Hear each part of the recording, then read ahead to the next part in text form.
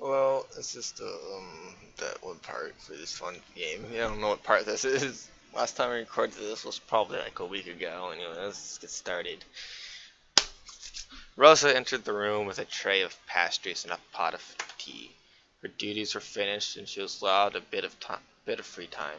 She thought of accompanying Catherine for today's piano lessons. Kath, do you want some tea? The girl didn't look her way. She continued to churn out the bitter, melancholic sound of her piano. Rosa sighed, her shoulders slumped in defeat. She placed the food on the table. She sat on the stool beside the piano, twiddling her thumbs while her friend continued to stew with her foul mood. Is that a new composition? It sounds nice. Nowadays you make new pieces every day. It's a shame that they're all so sad. Catherine didn't reply to that, but when she spoke again, her words were bitter. I saw them again, those dangerous flouts. No shame at all. Kath. Alright, consenting damn adults and all that. At least leave the decency to close the door.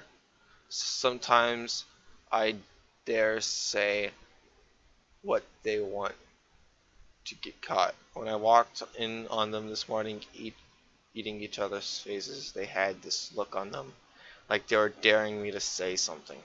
Coy, do they want my applause? Very nice technique, sire. I very much like the way you swap your spit with my sister. Great tongue action. Trust Mervelix. And he even pulled a gal to speak to me. Be a dear and put them on the table, Catherine, he even said. Like I am a soft-headed giggle mug of a maid. He wanted me to get annoyed, I just know it. Well, fairest chia I am. Catherine turned to the tea and pastries, stuffing the buttered bread into her mouth. Easy there. These damn things, these damn delicious things. She said the last part angrily as if she blamed her troubles on the food's relish. Rosa giggled in spite of herself. Catherine wiped her mouth in mock anger. What are you laughing at, wench? It's almost comical to watch you eat when you're angry, Kath. You're like a giant monster that attacked defenseless towns in horror books. Oh yes. Catherine made sad, tiny squeals. Picked up another piece of bread. Oh no, please spare us. She adjusted her voice and boomed out a roar. The Catherine, a monster of the deep, doesn't show mercy to anyone. She dropped it in her mouth and chewed savagely. Yum, annihilation is delicious with tea. The two girls giggled. Catherine's rare smile turned into a rueful laugh. And soon Rosa felt her mood turning somber again. What happened anyways? Aren't you annoyed by it too? Sister has changed ever since she started helping with the chateau. Now it's all Gullimine this, Gullimine that. As if she wasn't already married. She doesn't even care that people are talking behind her back. They're all calling her a two-timing slut now. I'm tired of running around picking fights with gossipers. She hasn't even visited home for a long time. Father misses her a lot. He always asks about her. Father had worked so hard all these years just to give us a comfortable life. Now he is sick and all she cares about is that dastardly Marquis. Rosa shrugged. I am a bit annoyed, but I guess I've gotten used to it. Their lives are their own, Kath. She didn't dare divulge more than to Catherine, but it was partially true. I like Gullimine, he's a nice friend, but I love my sister. If they want to stay together, then why not fix this and have at it? But what irritates me is you damn stat is me to my damn snatch the way they they are with each other. Catherine recently found the use of explicit endurings in her speech. Rosa hoped it was a phase. They're miserable. Any half-wit can see that. Yes. I told Emily time and again to smarten up. She's hurting a lot of people, including herself. But it was, but as if she would listen to her 16-year-old brat of a sister. Even Golem is depressed. Oh, rip, it's depressed. I can tell. Remember when he used to come and visit us here to have tea? Or when he used to have picnics in the afternoon? We used to run around chasing rodents in the garden. You ran around. We just watched you get dirty, actually. This is very true, you heads. Back then, it used to be fun visiting the chateau. Nowadays, we barely ever see him. Even see him. He just stays in his baru all day, brooding.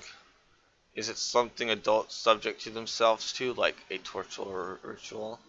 I really don't understand why two people who are clearly unhappy keep at it. Rosa did understand. At least some part of her did. She couldn't exactly explain how pain and love worked. All she knew was that it had something to do with an absurd, obsessive amount of hope.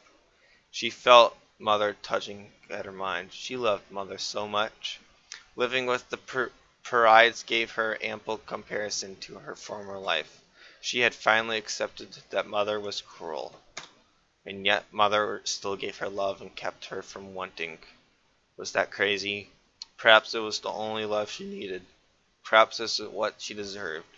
Rosa shook the thoughts off her mind and she just shrugged. I know you were worried about your sister, Kath, but they will figure it out. Humans learn.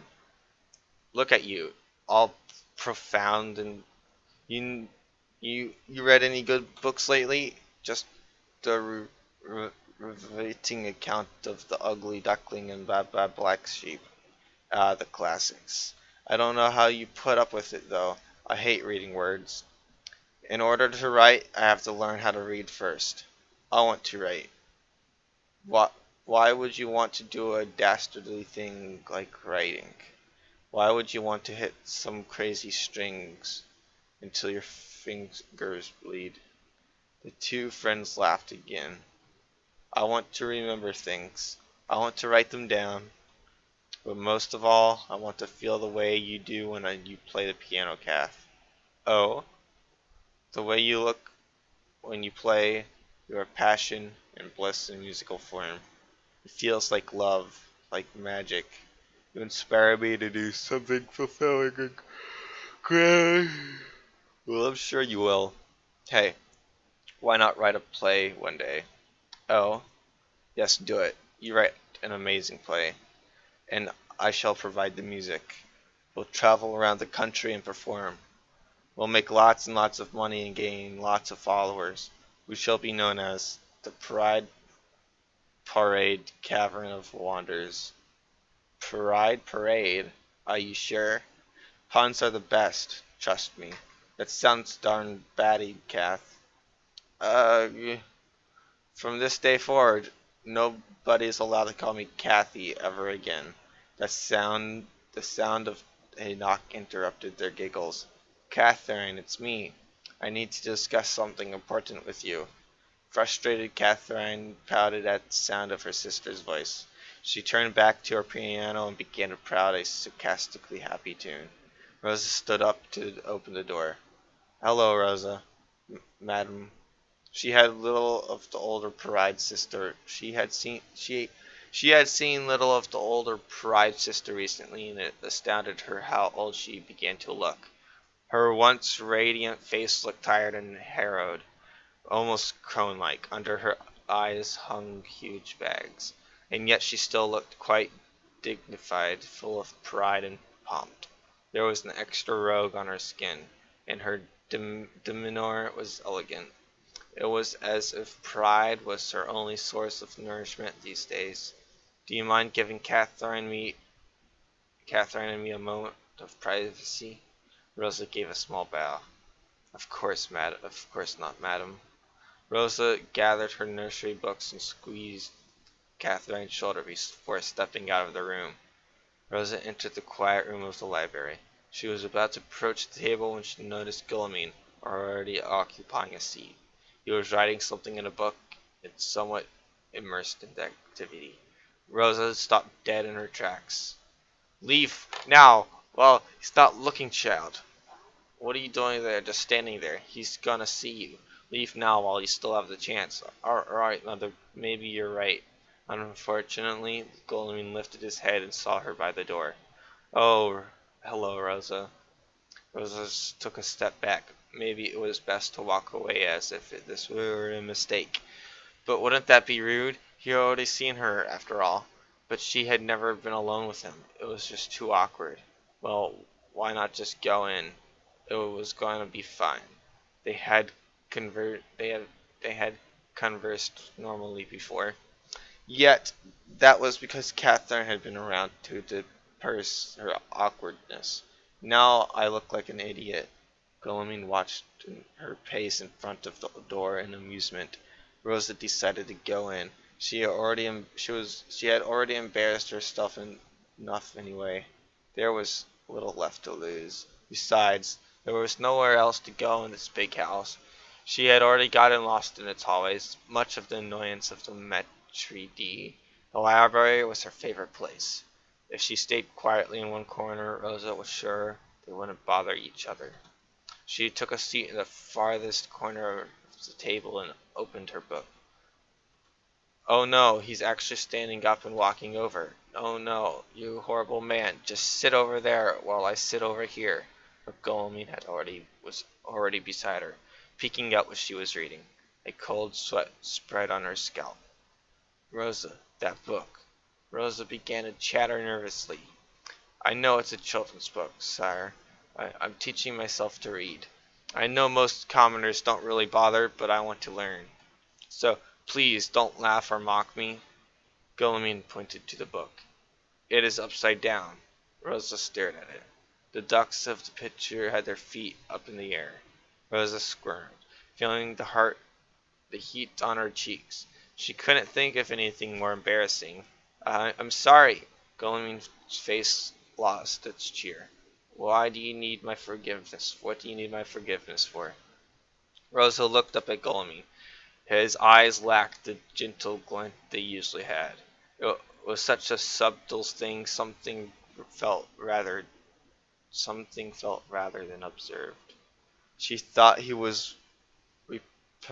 would reprimand her further. His face certainly looked like it. Instead, he sat down beside Rosa, drumming his fingers on his cheeks while he watched her wordlessly. "Well, weren't you gonna read it? What was wrong with him today? He didn't seem like himself. Had he eaten something bad?" The roar he extruded was not his usual friendly warmth, yet it wasn't particularly wicked. The look on his face just read slightly and eternally miffed. Rosa turned the book upside down and read the words out loud. Once, that is the U with the short sound. It is pronounced like this. Guillaume made the sound, his face still in his lazy stare. Rosa nodded and continued. Her nerves were frazzled, but she was actually at ease in his presence. She felt like a child being taught by their parent. The parent was strict but still caring, and the child was jumpy but eager to learn and please. Most of all, he would not hurt her for her mistakes. Rosa was almost sure. There lived the past tense of live. Why do we change it? It is a rule of grammar. Guillaume narrowed his eyes at her. "Do you even know your alphabet?" Rosa shook her head. "You should start there." Guillaume rose from his chair and disappeared amongst the shelves. Well, that's going to be it for this part. This boring, depressing part of me reading boring, depressing words horribly. That's it. Goodbye.